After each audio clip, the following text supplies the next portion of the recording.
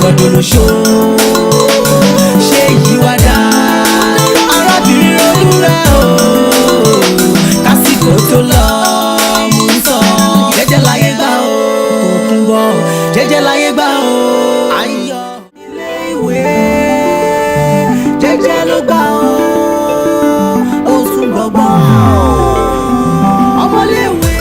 ọ̀rẹ́ gbogbo eléyìí tó ń ṣe gbogbo eléyìí tó ń di sí lectures nìkan fòtò.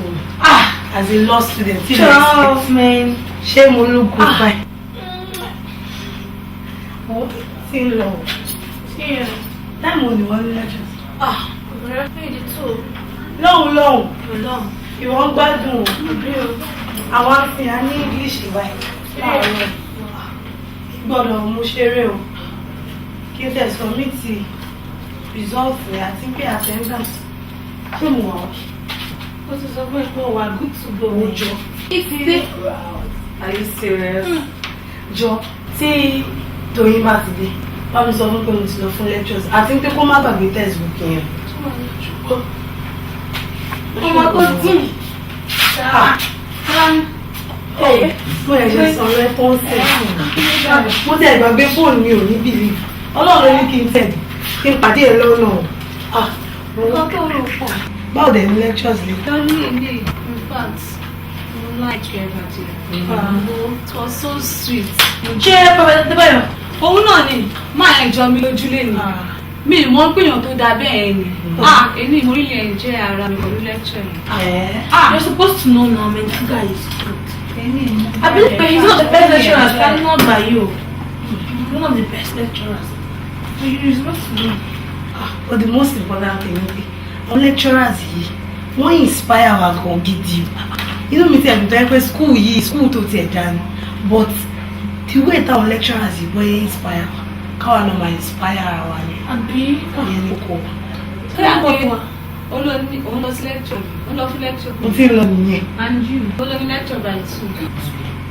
Ẹ̀ṣẹ̀ wá ní nǹkan tẹ̀ méjì ṣe inú mi dùn sí ṣe ẹ jẹ́ ká máa mọ ilé tá a ti jáde ká mọ orú ọmọ ẹni tá à ń ṣe ká má pàdé àwọn dágẹ̀ tó ń pé 50 naira àbáwọn owó tí ò tó nǹkan náà fi ń gbéra wọn àwọn Yorùbá náà ló dẹ̀ kòwé wípé tí ìdí bá bàjẹ́ tó nídìí nídà so ẹ jọ̀ọ́ ẹ jẹ́ ká tọ́jú wà gidi tá à ń mú láti bẹ̀rẹ̀ ká tẹ̀gbẹ́ dé at least káwọn òbí wa tẹ̀lé kó wà dà pé bóyá wọ́n ń mowó lé wa lórí káwọn olú ọmọ yìí tá à ń ṣe ti gbọ́ ẹ jọ̀ọ́ ẹ jẹ́ ká ṣe bí ọmọ dáadáa. èmi ti tẹ́ gbogbo àwọn ìfọ̀ àti. tó bá tí mo bá ra chocolate wà wọ candy. ní Yorùbá ti tá a máa ṣe tó ti sán lórí rí trust rẹ̀ ní kí lẹ ṣe sílẹ̀. wọ́n gàrí ẹ̀tẹ̀ pàlọ́ ẹ máa gbọ́ wèrè. wọ́n jẹ́ lára ìjẹ́ àti wọ́n gbọ́dọ̀ tó kúrò lára ẹ̀ ni.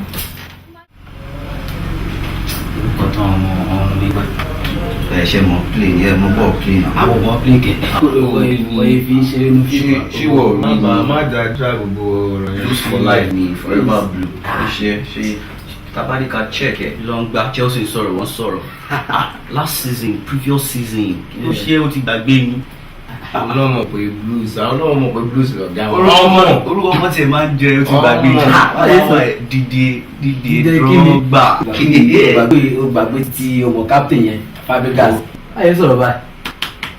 guys ẹ má yẹ ká ṣe aláìníró rí o nǹkan tó ń bọ́dà ìlú ní máa dùn ní nígbà kan ọ̀rọ̀ fúnfọ́ tẹ̀sán ìmú kan manage ìbáyìí sọ ni exam wa tó wà lọ́wọ́lọ́wọ́ bàtà fẹ́ ṣe yìí báwa ìmọ̀ exam yẹn problem tí èmi ṣe ní ní gangan.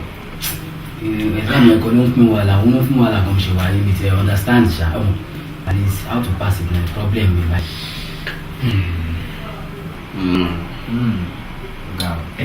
Hey guys, ẹ mọ̀ tó ṣẹlẹ̀ bẹ́ẹ̀ ṣe mọ̀ pé mi àánú bí dọ́ọ̀lì boy náà ìlú dọ́ọ̀ mo láì dí àkàn ṣé o mọ Mr. DM?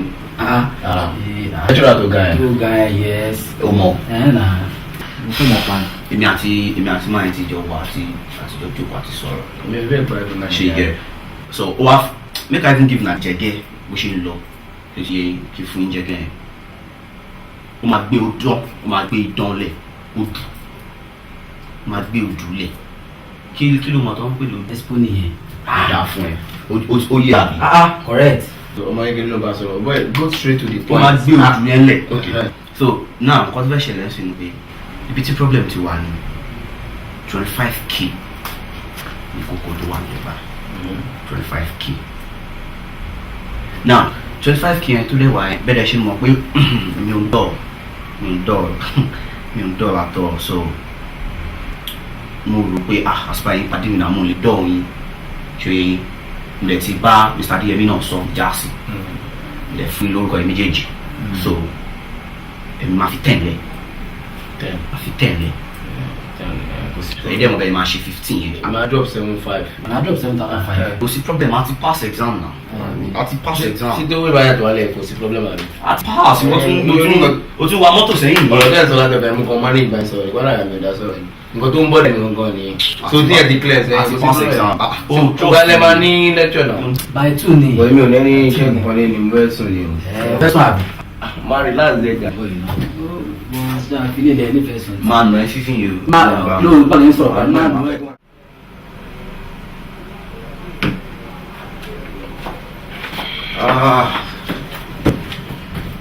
How far daya? Adébọ̀ báwo ni? Mo wà kí ló ń ṣẹlẹ̀? Màmí èdè kan kan. Mo lọ rí babe mi náà. Ìwà àtọmọ ẹ̀ ṣàlùmọ̀ ẹ̀gbọ́n pa ẹ̀.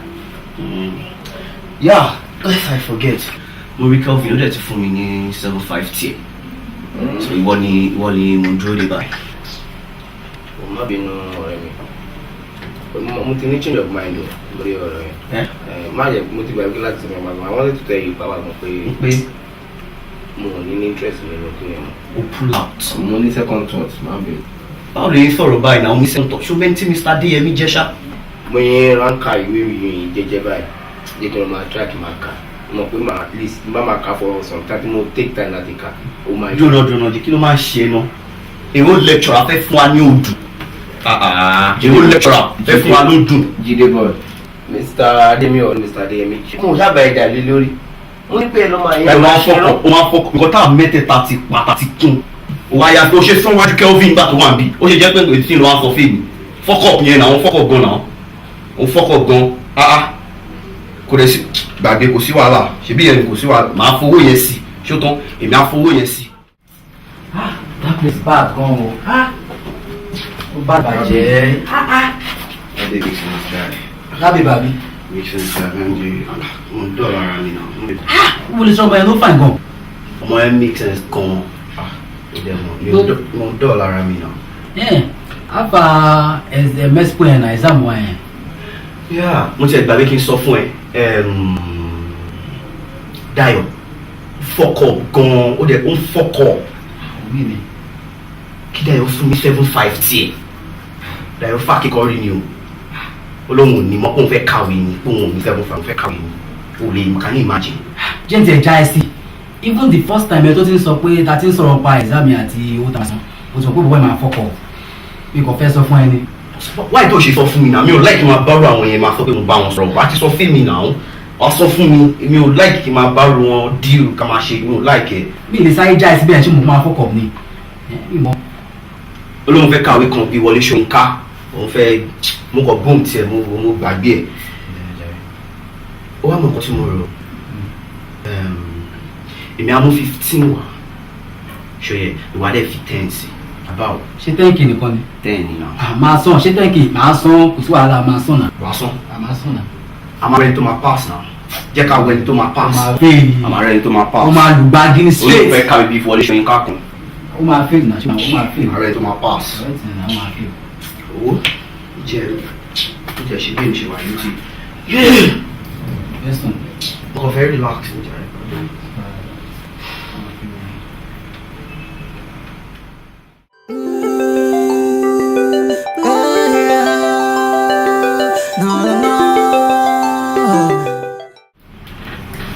Afana, which club name go sef? A lọ sí ìtọ́ àníkẹjà yẹn náà. TV ayé máa pè náà. Last time tí mo lọ sí bẹ́ẹ̀ kan mo gbádùn ẹ̀ mi fi bí mo láìpẹ́. Ẹ jẹ́ àlọ́ tí Island ń gbà yẹn náà rí. Island fi Island nílẹ̀ bẹ́ẹ̀ ká gbé ti bẹ́ẹ̀ járe. Já lọ sí ìkẹjà yẹn. Ó wà òkè serious. Ẹ̀rù sọ àlà náà. Dayọ̀ how far náà? Ṣé mi lọ? Dayọ̀ ṣé mi yẹn ń lọ?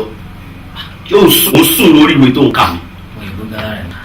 kí ni problem ti yín báyìí kí ló dé. ṣé ń lọ ṣẹ́ṣẹ́ tún ní ìlú kí wèé máa lọ. lọ club tèmi mò ń ká yìí ẹ̀yin ni màá lọ náà kí ló ní kájọ lọ ni. This guy now. This guy the door. She must for the new boy say. Dolly ni. Mo gbádùn pàrọ̀ ara. Má sọ fún ẹ̀ ká ó jẹ́ ká máa lọ ká máa ṣíbọ̀ bọ́ ẹ̀. ṣé o ti ready.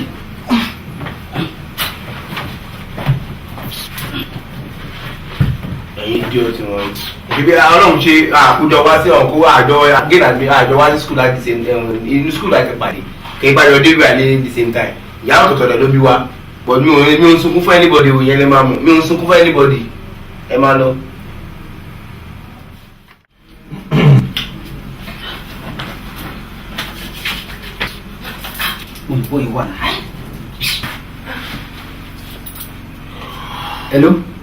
Hello. Oh, network yìí gan máa ń fọkàn nígbà mi. Ìsàn lè ti bẹ́ẹ̀.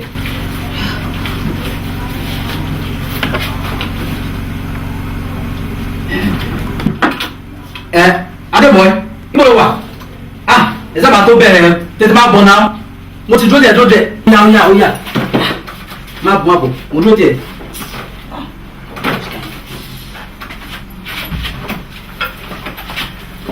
kí o fi náà fà á ló ṣẹlẹ̀. Tí n dúró dẹ̀ látàárọ̀ náà. Ló wà tó fẹ́ bẹ́ẹ̀. láti ṣàìlú ṣe gbà ọ́ kó ló ìdí náà. o ti ready náà. Mo ti ready náà. ok mo gbàgbé ẹni tí ọmọkàn tó ṣẹlẹ̀ expo yẹn rí o ti yẹ. Okay. but bá ṣe ń lọ lọ́nà sí bá ṣe photocopy yẹn fún ẹ fún mi wàá gbà tiẹ̀ dání. Má kò ní ṣé o ṣọ́ọ̀bù kò take time. jẹ́ àlọ́ bọ̀bọ̀ Ó yìí. yá.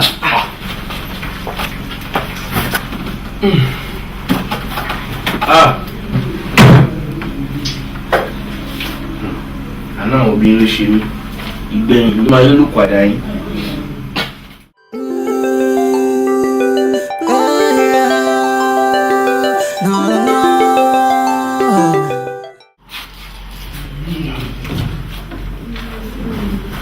ló dé sẹ́fẹ́ náà tún jí nǹkan tẹ̀kọ́ sílẹ̀ tí parí ẹ̀ ìdí òtún ṣe.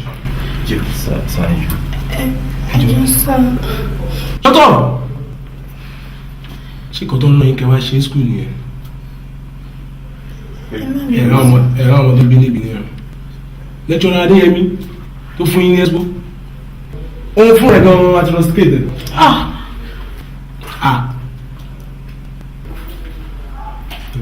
wọ tún post pọ̀wọ́ ẹsẹ̀ ẹ̀jọ́ ẹ̀yin gan fúnra yín a máa expel yín kúrò ní school yìí. ẹjọ́ Sá ẹjọ́ bá ṣe nǹkan. Sá ẹjọ́.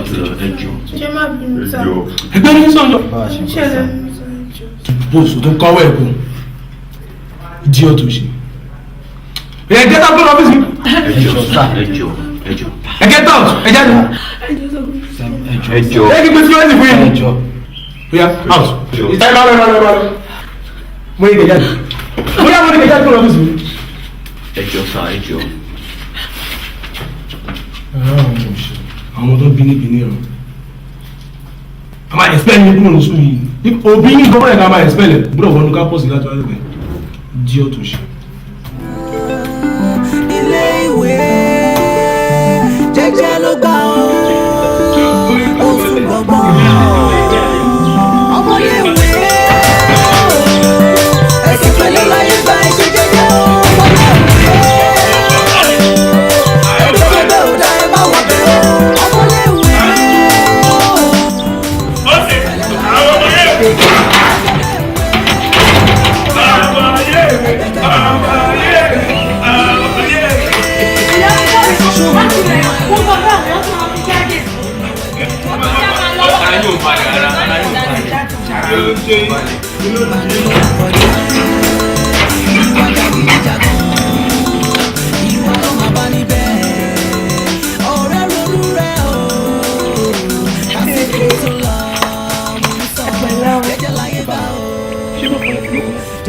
ṣé mo fọ̀ sẹ́nu ṣàtọwọ́ bẹ́ẹ̀ lápò. Adébọ̀d ṣùgbọ́n ìwà kejì ọ̀rọ̀ yín dàbí ọ̀rọ̀ ọmọ tó ń bá wí tó wà rùn kìíní mú tán pé máa já sí lélẹ̀ ẹ̀ ń kọ́ bí tẹ́ bá láì fara yìí dé ajọ́ bẹ̀rẹ̀ kí ni ìtòkèrè ni mú dé need of mind mú ní kẹ́ stop ká má ṣe mú ẹ̀ gbọ́ ẹ̀ ti ní í sìn. ọ̀rẹ́ mi àánú àwọn obìnrin ló ṣe mí. big boy ọ̀rẹ́ mi ọlọ́run ló ní pé kí n má tẹ̀ gbà fún kíní burúkú tó tóbi bí òṣì ó bẹ rí jàtìjàtì. àfi bí bẹ́ẹ̀rẹ̀ àgègè. Àkọ́bá àdábá ọlọ́mọdéjàrí jẹ́nífà ó lọ sí ọ̀dà pẹ̀lẹ́ o. Adébọ̀yẹ̀ ṣé kí wọ́n bá ń gbẹ́rù yín dé bọ́tò mi. ó lọ ní pẹ̀lẹ́ máì tí ì lọ àbí ò parọ́wà fún mi. sí ọ̀rẹ́ mi wo mi ò ní kó má lọ máa lọ but advice ti máa fún ẹni wípé tó bá ṣe lọ má délé o. má délé o. ṣáà ìrora àkọsọ́dọ̀ kan náà àwọn boyfriend ẹ kó dé ẹ lókun òwò bóyá máa tàbọ̀lì àbáwọn kan mi ṣó ti gbọ́ torí yẹn ló lè bí ẹ. Jẹ́nífà ẹ̀jẹ̀ má lọ ó dẹ̀ jọ má lọ pẹ̀lẹ́. ọ̀rẹ́ mi ṣorí náà bá mi. àmì o. bí àwọn tó ń lọ yẹn wọ́n lálẹ́ ayé wọn ni. àkọlẹ̀ ẹlẹ́jà wọn nìyẹn. ó dàbọ̀ o ẹ ti dé o. Ẹ wọlé o. Mo yẹ ti lọ. Ẹjọ́ mo yẹ yọ. Tó yìí ti. Tẹ́bí ẹ ti lọ ṣe ẹgbẹ́ tuntun oṣù ní. Kọ́ńtẹ́ pẹ́pẹ́pẹ́ ẹ̀dá kẹ́tíkẹ́tì. Ẹ̀kọ́ ọmọ ẹ̀sìn wà wọ́n bí. Kẹ́tí ó dédé sẹ́mọ̀ kàwé. Oyè èjò kẹ́. Bàbá yẹ ti yìí. Ó ti yó. Ẹ̀kọ́ ọmọ ẹ̀sìn wà wọ́n bí. Ọyẹ ẹ̀kọ́ ti yọ jọ. Ó kọ́ ti fẹ́ kàwé. Ẹni kàwé ó ti kéjì. Ọyẹ ẹ̀kọ́ kàwé yìí kú. Ẹ má yọ jọ. Bàbá mú. Ní kàwé. Ẹni tó ti ká. Ẹyin náà, ìjọba ẹ̀ fi wọ́n tẹ yẹ̀yẹ́ sí. Ẹ fi wọ́n tẹ yẹ̀yẹ́. Ẹ jẹ́ àmọ́ ẹgbẹ́ kàkẹ́ máa kàwé. Ìgbà jábà kàwé ẹ máa fẹ́. Tẹ́wọ́ ti fẹ́ máa yẹ ikú ẹ̀rọ ọ̀bà. Àbí ẹgbẹ́ ẹ̀ jẹ́ tóbi ọ̀. Wọ́n tọ́ fún ìwọ́n tiẹ̀ mọ́ ń bọ̀ wẹ̀. ẹ̀sùn pẹ̀lẹ́ láyé gba ẹ̀ṣẹ̀ jẹ́jẹ́ ọmọléèwé ẹgbẹ́gbẹ́ ò dá ẹ má wọ bẹ̀ o ọmọléèwé ẹ̀sùn pẹ̀lẹ́ láyé gba ẹ̀ṣẹ̀ jẹ́jẹ́ ọmọléèwé ẹgbẹ́gbẹ́ ò dá ẹ má wọ bẹ̀ o.